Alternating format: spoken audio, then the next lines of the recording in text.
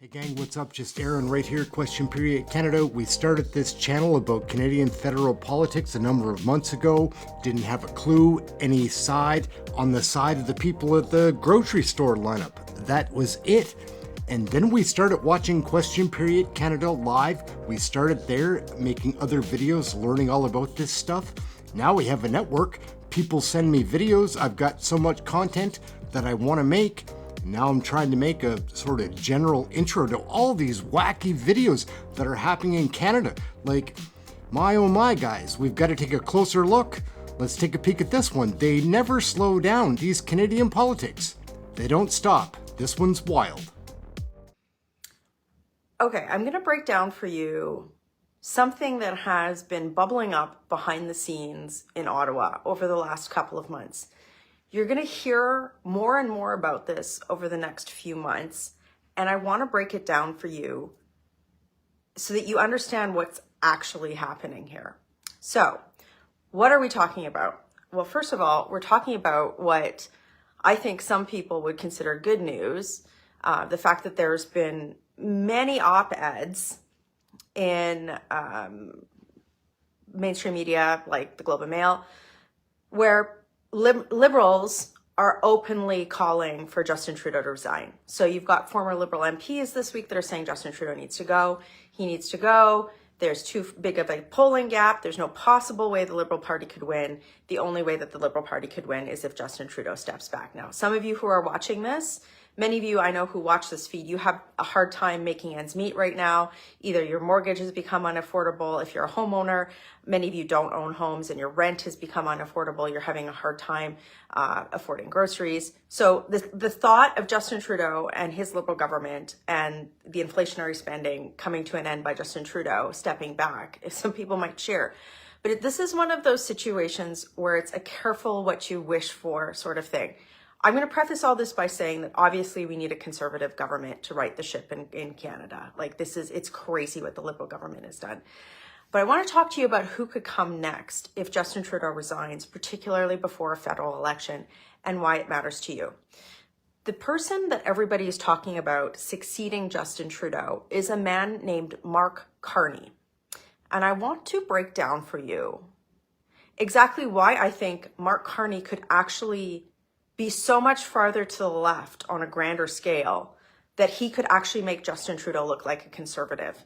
And nobody's going to talk about these things, but I want to break it down for you in as plain language as possible so that when you start seeing these stories about Mark Carney, the savior of Canada, that have been written and spun by senior Liberals, I want to show you what's at stake. So very recently, Mark Carney, and I'm going to get into his bio in a second. He's a former central banker. He was a central banker for the Bank of Canada as well as a bank overseas. He is also a chair of a bunch of different investment firms. I'm going to get to his bio in a minute because it makes a difference. But he gave a big speech very recently to this sort of arch-liberal think tank. It's called Canada 2020. And he gave a campaign-style speech because he's starting to campaign for the leadership of the Liberal Party, thinking that Justin Trudeau is going to resign. And this was a key point that he made. And I want to play it for you. I hope you can listen to this. We can't redistribute what we don't have. I'm going to play that for you again. So this was broadcasted by Cpac. This is not, this was actually put on public TV. I want you to hear it again. This is entirely what he said. We can't redistribute what we don't have. We can't redistribute what we don't have. So I encourage you to watch the full speech. It's on Cpac.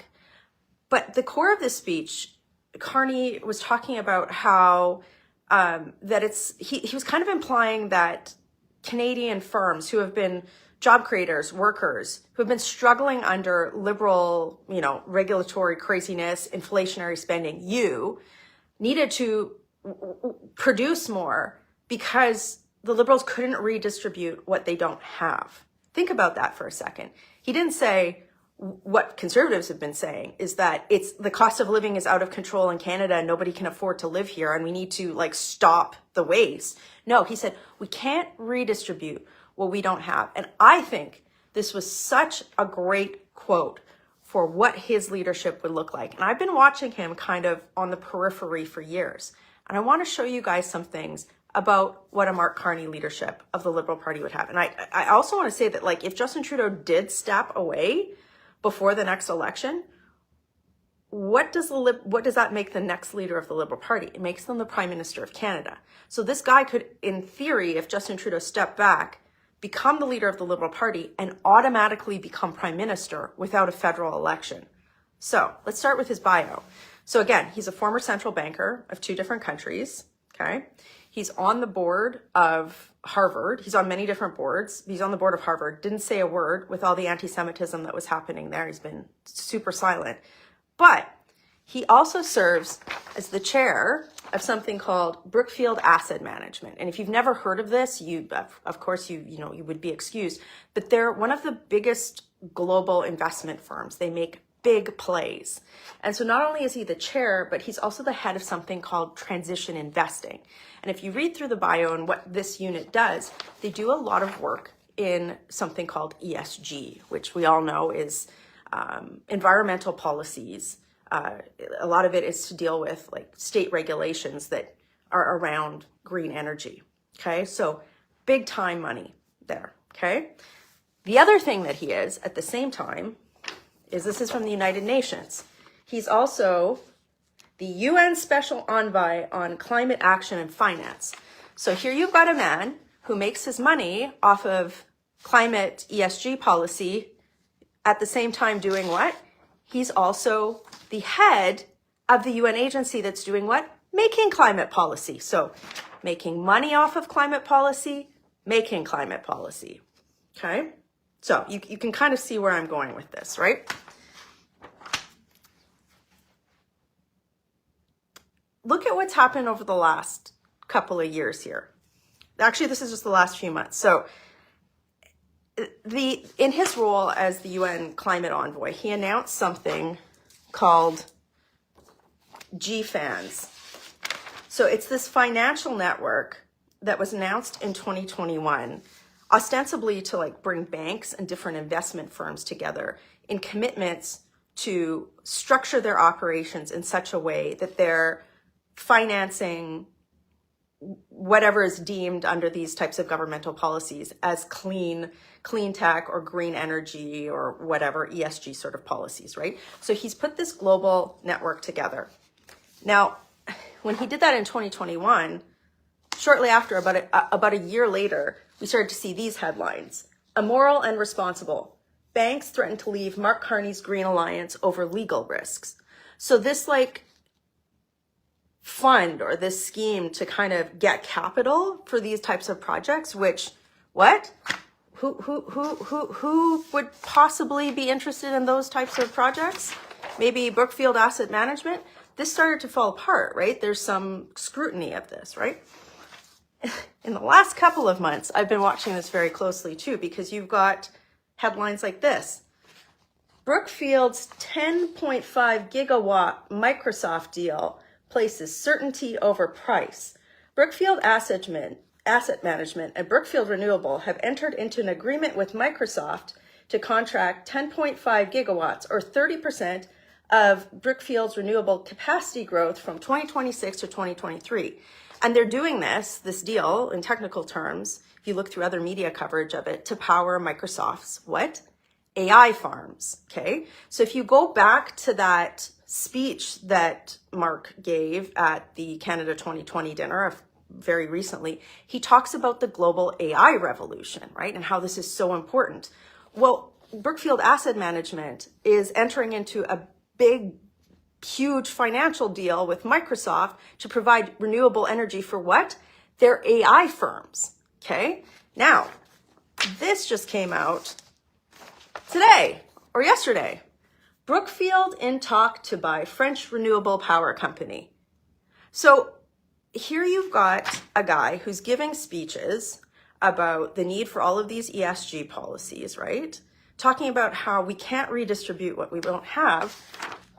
But he's chairing an asset management company, like a huge investment firm, that, and he's also like the policy guy for the United Nations.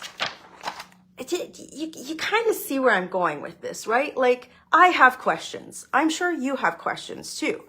At the end of the day, all of that aside, we have to go back to Mr. Carney's speech where he said, we can't redistribute what we don't have.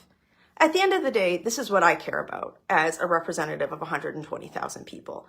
I know that all of this stuff that happens in the C-suites, in the executive suites of these big companies where, you know, you've got these UN agencies, and this is one of my favorite articles I've seen in a while here. This is from Fortune magazine. How COP became the world's biggest business meeting. So COP, of course, is where it's the annual conference where they talk about climate change policy, right? The UN usually has a big deal in this. But even Fortune's saying, like, this is where all the business is happening now, right? So what I care about as a representative of 120,000 people who can't afford rent right now, like if you do a rentfaster.ca search of my riding, I don't think you can find a basement suite for less than $1,800, a one-bedroom basement suite. That's insane, right? So while these guys like Carney are figuring out how to move global policy to make it in the best interest of C-suites, we have to have a government that is ensuring that there's affordability for Canadians. And that's where I think if someone like Carney, who actually, like Justin Trudeau, let's be honest, he's a bit of a dangerous idiot, right? Like, I don't think Justin Trudeau could figure out how to do these types of business deals. But I'm not sure that that's better or worse for Canada at this point, right? What we need is affordability. We need the government to be working for the people, not for, you know, elitist Brookfield Asset Management, Microsoft AI Firm, Global, UNHCR, whatever, right? That's the concern I have here. You know, so when people talk, especially when people like Mr. Carney come out and they talk about the carbon tax, right? You and I both know that the carbon tax doesn't work. It's not reducing greenhouse gas emissions the way that they said it would. And why? It's because we have a cold, natural resource-based economy in Canada. Do you think the government has done anything to make it easier for somebody who's living in rural Canada to drive around? No, they've made it harder. They've just made it more expensive. They haven't changed anybody's life. Even in my community in Calgary, which is a very, very urban area, do you think that there's public transit that the government has tried to build out? No, of course not, because it's just been waste. They've increased our taxes, the carbon tax. They've wasted money. Like, how many billions of dollars has this government wasted on things like the We Charity scandal, the Arrive scam app? We haven't even scratched the surface because they're so opaque. They've literally pissed away billions of dollars on corporate crony friends, right? We need to stop that. We need to stop carbon taxes that are making your life incredibly unaffordable so that we can actually become more productive as a country. But we have to focus on the everyday average working Canadian and making sure that it works for everybody, you know, across the country that fits that bill. When you watch the speech that Mark Carney gave to Canada 2020, it was wild. And again, it's that we can't redistribute what we don't have, right? It wasn't about giving Canadians, getting government out of the way and letting them, you know, prosper or succeed based on their own merit. No. This is a speech given by somebody who literally has their fingers in simultaneously global policy and global profits, right? And now he all of a sudden wants to be the savior of Canada. Ooh, heaven forbid our country has a savior like that, right? It's a careful what you wish for situation. So for those of you who have stuck around on this, there's a link in the comments. I wrote a piece last week about what Mark Carney would face to become leader of the Liberal Party. So I want you to click on that and click subscribe. You're not going to see this in the mainstream media. And I also hope that you share this video. I swear to you, as this narrative, as he looks at becoming the leader of the Liberal Party, and as more and more people who have corporate interests in him becoming the leader of the Liberal Party start pushing Trudeau to leave, these are the sorts of things that Canada needs to talk about. And I get it. He's got a lot of business experience, right? But business experience doesn't necessarily mean that somebody is interested in public well-being, right? Especially when you've got big plays like this happening on policies that he's making. Share this video, get this word out.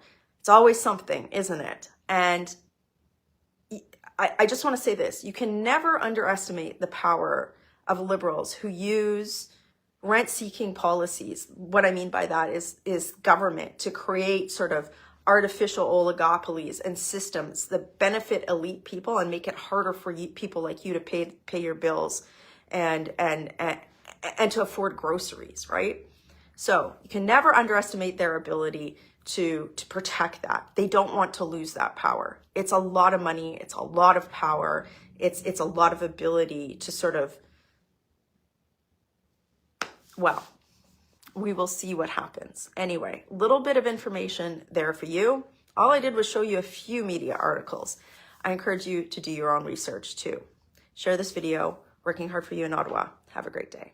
So gang, that's another wild one right there. I'm not gonna try to tell you what to think about what you just saw. You're a Canadian, you can make up your own mind, but I do want you to come back and watch some more of the wild videos that we collect. We've got this network happening now, and also if you're interested in a live chat in a fun stream, we watch the question periods daily, all of them. It's a great community. It's a fun chat. Come check us out. Like, subscribe, get notified, all that fun stuff. Comment. I love the comments. And especially just come back. I just want you to come back. Not going to try to sell you anything. Here we go. We're just learning about Canadian federal politics right here, Question Period Canada. We have a million questions, almost no answers. But we'll be showing you the videos, so like, subscribe, get notified, share, all those fun things. Check out one of the other videos. We've got a good thing going on here, liking and learning, and sharing with you. That's what we're doing right here. Question Period Canada. Catch you next video. It'll be wacky.